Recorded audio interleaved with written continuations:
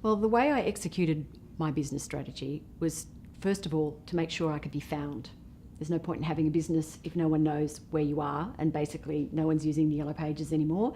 So that means a website, and I used a lot of web-based tools, including social media and my website, so that I showed up in Google. That means understanding how SEO works and setting that up, and blogging.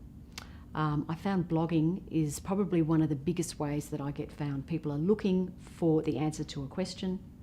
I had a 60 Minutes interview very early on in my career, which wasn't even in my business strategy. I didn't ever imagine that that would happen to me.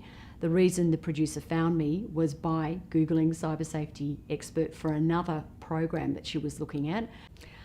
I executed my business strategy by making sure that I set up my web-based tools.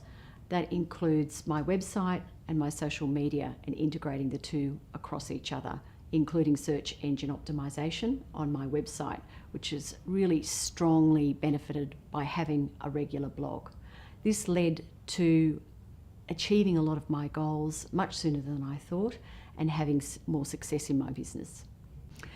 It's really important for you to have and maintain a really strong strategic web presence. So it's not good enough just to be on the web, it's how you present yourself on the web.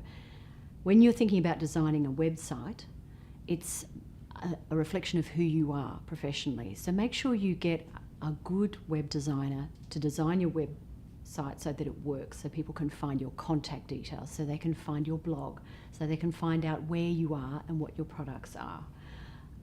Get some advice on that. If you see a website that you like, find out who the web designer was, or talk to other people in your industry and find out what their experience was and what they found worked and what didn't work.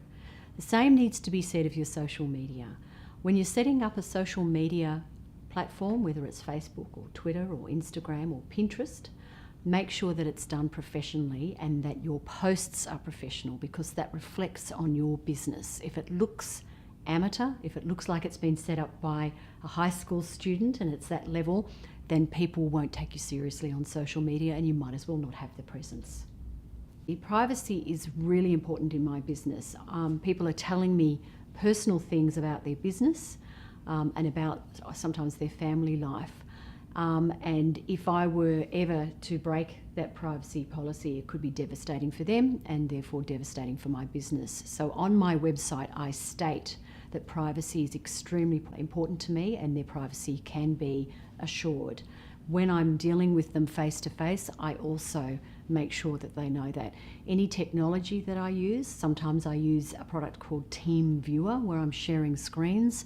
I let them know that there's no way that I can take over their computer, for instance, after they've dropped the call.